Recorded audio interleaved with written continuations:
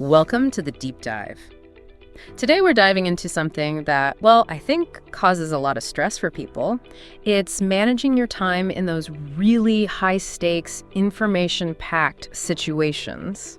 You know, when every second feels like it counts. Oh, yeah. Like open book exams where you're literally surrounded by the answers. Exactly. You've got the manuals, the articles, maybe pages of notes right there. But the clock is just ticking away faster and faster, it seems. And that feeling, that familiar rush of panic, staring at this mountain of dense text, knowing the answer's in there somewhere, but feeling completely overwhelmed by the strict time limit. If you felt that, you know exactly what we're talking about. It's a really common challenge. So our mission today is to try and transform that, to turn that high-pressure, kind of paralyzing situation into something, well, manageable.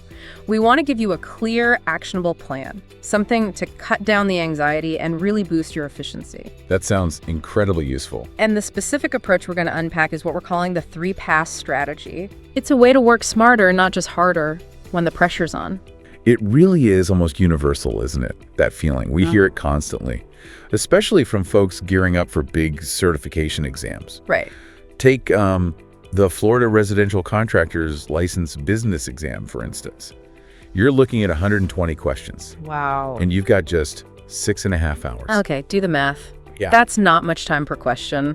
It works out to an average of only 3.25 minutes for each one. 3.25 minutes, that is incredibly tight. It really is. And what we hear again and again is that even people who feel like they know their reference materials. They've tabbed their books, they know the index. Yeah. They know the table of contents in the Florida Contractor's Manual. They've used the index. Sure. But they still find it takes them like 5, maybe even 10 minutes sometimes. Just to find one answer. Just to track down an answer for a practice question. It creates this huge pressure, this feeling of, oh my gosh, I have to speed read this entire chapter. And then half your time is gone on one question. Exactly. Suddenly, yeah, time's evaporated. It really highlights that paradox, doesn't it? Having all the information available can actually feel more overwhelming if you don't have a system. Get them to navigate it, yeah. The test becomes less about memory and more about efficient information retrieval under pressure. It's a navigation challenge, really. That's a great way to put it, Yeah. Navigation challenge. So given that intense pressure cooker environment, what's the secret sauce? What have successful test takers figured out? What's the wisdom from people who've actually aced these things? Well, what's really interesting is hearing from someone who went through that exact exam, a Florida certified building contractor. Yeah. They talked about feeling that same dread about the clock, especially with the business section. Apparently that one's known for being tougher. Okay. But their key advice, and it might sound a bit counterintuitive at first, was simple but powerful. They said, do not spend more than about 3 to 4 minutes on any single question when you first see it. Only 3 to 4 minutes, max? Initially, yes.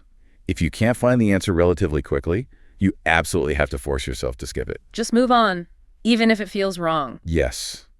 But, and this is critical, use the exam software's feature. Mark it, flag it somehow, so you know to come back later. Okay, so you're not losing track of it, but you're also not letting it stop you in your tracks. Precisely. You're not getting bogged down. And for this particular contractor, it clearly worked. Their reported scoring, get this, 95% on the business part. Wow, 95. And 92% on the construction part. And they specifically mentioned, you know, that the business section is generally seen as harder, and it was always their biggest worry. So this strategy directly addressed their biggest anxiety point. Exactly. It just underlines that bigger principle, you know. Efficient resource navigation. Your time is literally your most valuable asset there. Don't get stuck. Keep moving. It massively cut down their pre-exam anxiety and boosted their confidence going in. That's a huge shift. Okay, let's break down this strategy then. The blueprint for success, step by step. Now, before you even start the actual timed passes, there's a really important first step, like a setup phase. We call it the pre-pass question categorization. Okay. So, as you read each question for the very first time, you're going to do a quick mental sort. Put it into one of 3 buckets. Slight pause. First bucket, the yes questions. Yeah. These are the ones where you either know the answer right off the bat from your own knowledge. Or you know exactly where to find it. Right. You know the page, you've got a tab there, you just looked up that term. These are your easy points. Low-hanging fruit, slight pause. Second bucket, The unsure questions. Unsure. Okay. With these, you think, yeah, I probably can find this answer, but it might take a little time. You might need to do some digging in the books. So solvable, but not instant. Exactly. Maybe check the index, scan a paragraph, cross-reference something. Needs a bit more effort. Slight pause. And the final bucket, the no questions. Tough ones. These are the really difficult ones. Often complex calculations, maybe multi-step problems. Or sometimes it's just something where you look at it and think, I have no idea where to even start looking for this. Right. Blank slate. And doing this quick sort up front, it's not just about organizing. It's about training your brain to see the whole exam landscape. Yeah, instead of just hitting the first wall and staying there. Exactly. Not getting trapped by the first tricky question you see. This pre-pass categorization, it's really like strategic triage. Triage. I like that. Yeah, think about like an ER doctor. They don't necessarily tackle the most complicated, long surgery first if there are other patients they can help quickly, right? Yeah. Stabilize first. Makes sense. That's what you're doing here. You're not just randomly attacking questions. You're strategically figuring out what can I do fast, what needs focus later, and what's going to be a real time sink that I should save for last. So it's proactive, not reactive. Exactly. That's the key shift. And it saves so much mental energy because you're not wrestling with the hardest problems right at the beginning when you're maybe most stressed. Okay, that proactive versus reactive distinction is huge. So we've done our triage, we've categorized. Now we move into the actual timed passes. We start with pass 1, the speed run for easy points, deliberate pacing. Okay, pass 1, speed run. Your objective here is really simple. Get through the entire exam as fast as you reasonably can. We're aiming for maybe 20 to 30 seconds per question. That's the target for this pass. 20 to 30 seconds. That's quick. It is, because your main action here is answer every single yes question immediately. Nail down those guaranteed points. Get them banked. Build that momentum. Right. And at the same time, you just skip right over the no and the unsure question. Don't even pause on them, really. Not in this pass, but, and this is important, make sure you use that flagging feature in the software. Mark them clearly so you can find them later. Don't just skip without marking. Right. Got to track them. This pass is all about capturing those quick wins. Get points on the board fast. And it's so important psychologically, too, isn't it? How so? Well, so many people get stuck on maybe the first or second question. If it's hard, they waste minutes, they get flustered. Right. Drains their confidence right away. Yeah. But by speeding through pass 1 like this, you're actually accumulating successes right from the start. You answer a few yes questions, you feel good. It can drastically cut down that anxiety and build this sense of, okay, I can do this, which makes you perform better later. Like a psychological hack. Kind of. You're tricking your brain into feeling successful early instead of feeling defeated by question number 1. And you save so much mental energy by just not dwelling on problems you can't solve in 30 seconds. I can absolutely see how that builds momentum. You've cleared the easy stuff, you feel better, and you have a much clearer idea of the actual challenge remaining. Which brings us nicely to pass 2, the focused dig for unsure answers, deliberate pacing. Okay, pass 2, time to dig. Right. Pass 1 is done. Now, your objective is to go back to all those unsure questions you mark. The ones you thought you could find, but needed time. Exactly. And this is where your familiarity and preparation with your reference books really pays off. Your indexing, your tabs. Precisely. Now you take the time you need. Look up those answers carefully. This isn't about speed anymore. It's about accuracy and targeted searching. Right. Careful, focused searching.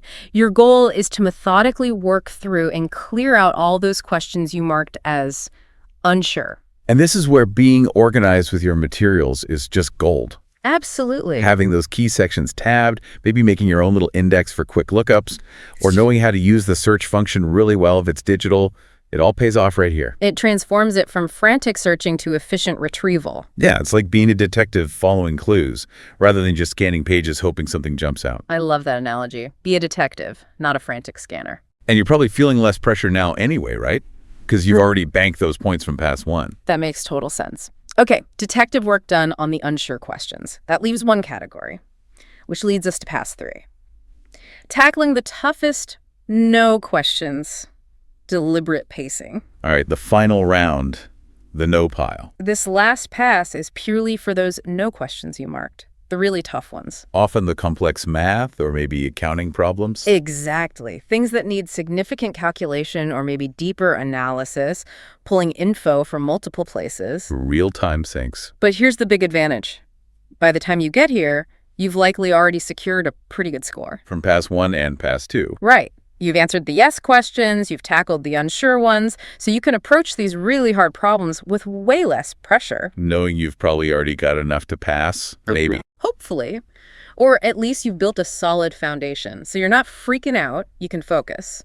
Now, if time is running short by this final pass, this is the point where maybe a consistent strategic guessing approach makes sense for any remaining no questions. Rather than just leaving them blank or panicking. Exactly. Make an educated guess if you have to, but don't let panic take over. And if you look at the whole strategy, this 3-pass strategy, it really ensures you maximize your score potential. How do you mean? Well, you guarantee you get all the points you can get easily and quickly first. Then you secure the points you can get with focused effort. And only then do you spend your remaining precious time on the absolute hardest questions. So you don't run out of time wrestling with question 5 and miss out on answering easy questions 80 through 90. Precisely. You don't leave easy points on the table. It's about optimizing how you invest your time for the best possible return. It completely changes the psychology of the exam. You're not fighting the clock anymore. You're using the clock. Yeah. You're using it as an ally, as part of your strategy. The real power here, it seems, is building that unstoppable momentum, racking up points early, reducing that awful pressure. This 3-pass strategy really does seem to transform the clock from, that ticking monster in the corner into a tool, a reliable tool you can use for your success. But you have to trust the process. Trust the process and trust your preparation. Absolutely key. So wrapping this up, what does this mean for you listening right now? Maybe you're not taking a contractor's exam. This strategy, this framework, it isn't just for formal tests. No, it's applicable much more broadly. Think about how you can adapt this 3-pass mindset. Identifying what you know right away, what needs a bit more digging, and what's genuinely difficult or complex. How could you use that approach to manage other information-heavy, time-sensitive tasks? Like preparing for a big meeting at work. Yeah, or tackling a really complex report, or even just organizing a new project, maybe even a personal one that has lots of moving parts. Breaking things down into that yes, unsure, and no framework. How could that help you be more efficient, feel less overwhelmed, and ultimately be more successful in whatever challenge you're facing? It's a really powerful way to approach any kind of knowledge-intensive task, isn't it? Definitely something to think about. A great framework for clarity under pressure.